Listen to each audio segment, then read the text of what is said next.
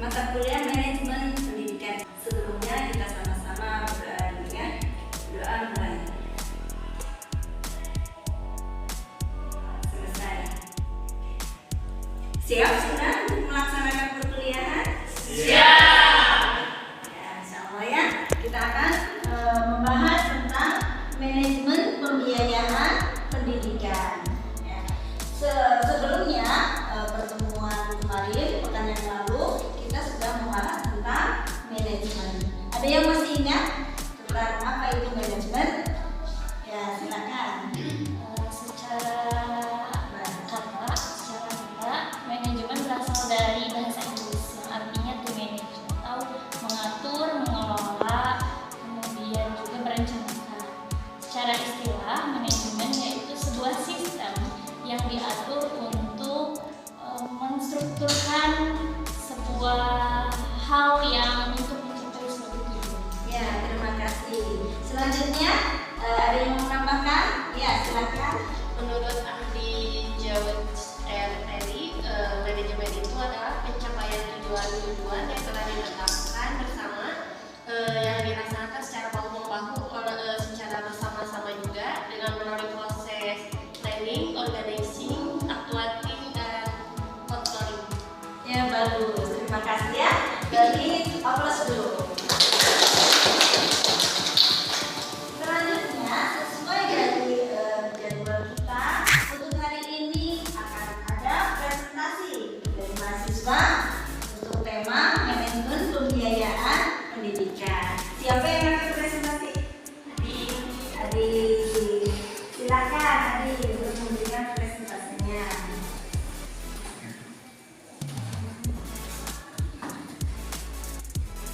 Assalamualaikum warahmatullahi wabarakatuh. Waalaikumsalam warahmatullahi wabarakatuh. Gimana kabarnya teman-teman? Alhamdulillah. Ini sedikit perkenalkan nama saya Adi Yamrah dari IHES. Kali ini saya akan menjelaskan dan juga sekaligus menjelaskan tentang manajemen pembiayaan.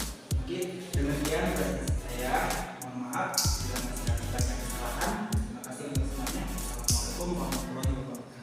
Waalaikumsalam.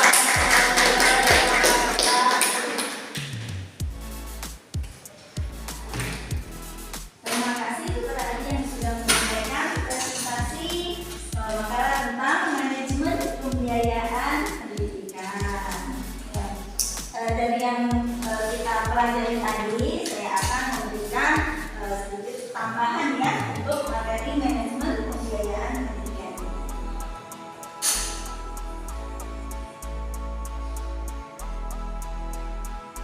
Ya.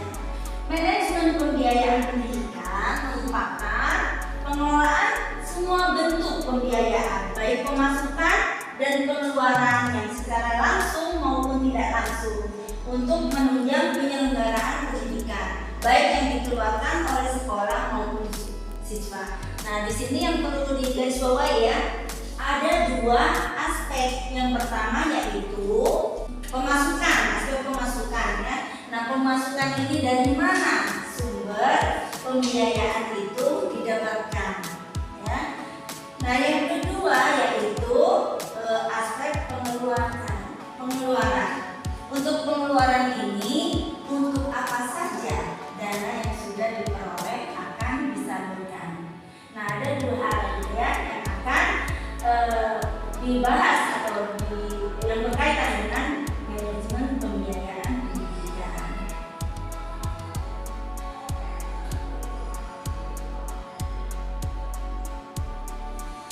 Nah, menurut beberapa ahli ada beberapa perbedaan tentang sumber dana pendidikan. Ada yang mengatakan bahwa sumber dana pendidikan itu cuma tiga ya, pemerintah, orang tua siswa, masyarakat. Tapi ada juga yang berpendapat bahwa sumber dana pendidikan itu ada empat: pemerintah, orang tua, siswa, masyarakat, dan lembaga itu sendiri. Ada yang tahu kalau dari pemerintah biasanya bentuknya apa? Iya, dana BOS ya, bantuan operasional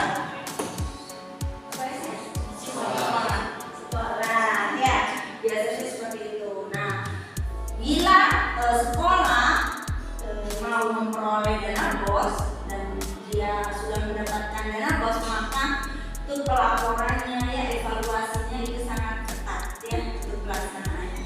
Benar-benar harus sesuai dengan aturan yang semestinya digunakan, sehingga evaluasinya pembiayaan dalam pembelanjaannya nanti harus dilampirkan ya kwitansinya. Gak bisa uangnya sendiri ya. Untuk kepentingan ini, untuk keperluan ini tidak bisa seperti itu, tapi harus sesuai dengan aturan-aturan yang ada. Kemudian yang kedua yaitu dari orang tua siswa. Biasanya berbentuk apa? Ya, SPP ya. Untuk sekolah swasta, SPP masih ada. Tapi kalau untuk sekolah negeri tingkat SD, SMP, SMA sudah tidak ada lagi SPP. Ya, kalau untuk sekolah swasta masih tetap berlaku. Kemudian yang ketiga dana masyarakat. Nah, kalau untuk dana masyarakat ini biasanya berbentuk filantropi. Ya, kalau sekolah Islam maka filantropi Islam. Filantropi itu merupakan kedermawanan, ya, bisa berbentuk zakat, infak, sedekah, wakaf, atau bisa juga CSR, ya CSR dari perusahaan, atau bisa juga sumbangan dari orang tua siswa. Orang tua siswa ya bisa berupa zakat mereka, ya, jadi zakat mereka, kemudian infak mereka, kemudian wakaf mereka. Nah, hari ini saya telah melakukan penelitian ya di beberapa sekolah, di antaranya di SMP Juara Bandung dan SMP Al-Maksum Bandung. Mereka kedua sekolah itu mendayagunakan dana filantropi dalam pembiayaan pendidikan siswanya. Ya, di situ saya berbentuk disertasi saya, penelitiannya di dua tempat itu. Nah, nanti kalian bisa membaca hasil penelitian saya tersebut. Di antaranya yaitu kalau SMP Juara melakukan pembiayaan melalui dana filantropi berbentuk 20% dari siswa yang ada itu gratis. Ya, gratis bukan berarti mereka tidak bayar, tapi pembiayaan mereka dibiayai oleh dana filantropi. Yang di sini kalau di sekolah SMP Juara dibiayai oleh rumah zakat. Ya, nah rumah zakat itu membiayai kira-kira ya sebenarnya pembiayaan untuk satu siswa itu sebulannya 600.000. Nah, siswa tidak melakukan pembayaran ya, tapi kewajiban siswa untuk membayar itu ditanggung oleh rumah zakat.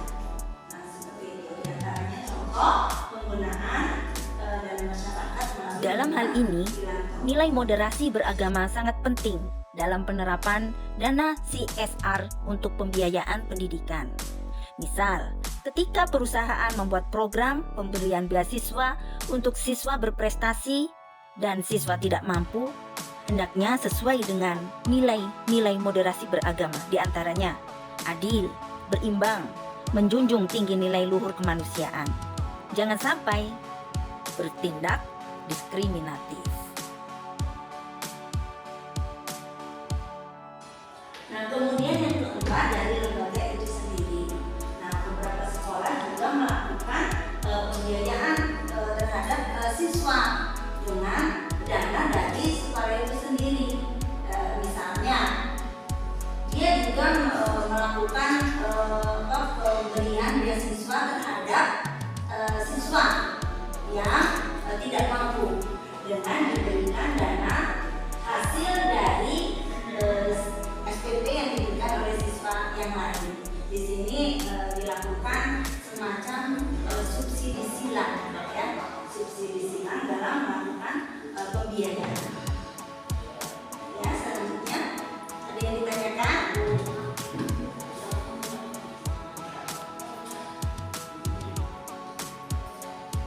Nah, langkah-langkah manajemen keuangan, ya, dalam manajemen keuangan, manajemen pembiayaan ada juga digunakan istilah manajemen Yang pertama yaitu melakukan penganggaran, ya, melakukan penganggaran atau perencanaan keuangan yang biasa disebut dengan budgeting, ya. Yang kedua pelaksanaan keuangan atau accounting, dan yang ketiga adalah evaluasi keuangan atau auditing, ya.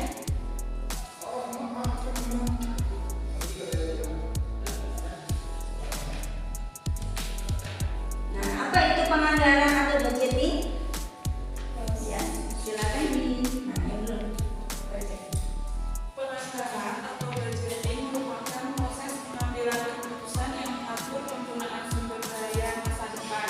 Anggaran tersebut terdiri dari dua, yaitu bagian perkiraan pendapatan dan pengeluaran. Nah, terima kasih ya. Nah, penganggaran atau budgeting ini mencakup dua hal, ya, perkiraan pendapatan dan pengeluaran, ya. Pendapatannya dari mana saja, jumlahnya berapa. Nah, setelah diketahui, lalu dilakukanlah, ya, perencanaan alokasi dana itu apa saja, ya. Kira-kira kalau dananya cukup, ya, berarti aman. Tapi kalau dananya kurang, nah berarti harus bisa mencari alternatif pemasukan, ya, pemasukan dana yang harus ada, gitu ya, sehingga untuk pengeluarannya bisa terpenuhi semua, ya. Itu penganggaran. Kemudian selanjutnya yaitu pelaksanaan, ya, silakan. Pelaksanaan atau accounting merupakan proses pengklasifikasian, pencatatan, peringkasan transaksi keuangan, dan kadang-kadang mendeskripsikan kegiatan-kegiatan yang menyertai transaksi-transaksi tersebut. Nah, ini ya, dalam pelaksanaan keuangan dalam pendidikan harus sesuai dengan perencanaan, ya. Gak boleh nanti di tengah-tengah jalan ada kebutuhan, ya, tiba-tiba ini perlu juga keluar aja dari yang direncanakan. Nanti siapa yang bertanggung jawab? Ya, maka di sini harus disiplin anggarannya. Nah, kedisiplinan anggaran itu sesuai dengan rencana yang sudah dicantumkan. Selanjutnya yaitu evaluasi atau auditing, ya, silakan.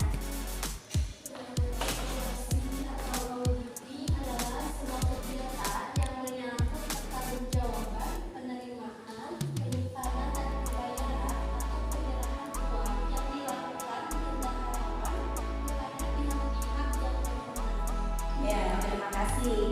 Nah, demikian untuk auditing atau evaluasi di sini yang tadi saya sampaikan harus benar-benar bisa dibuktikan, ya, dengan bentuk kuitasi pengeluaran yang telah dilakukan, sehingga di situ benar-benar akuntabel, ya. Nah, selanjutnya kita akan membahas tentang apa? Biaya operasional sekolah menurut Peraturan Pemerintah Nomor 32 Tahun 2013. Yang pertama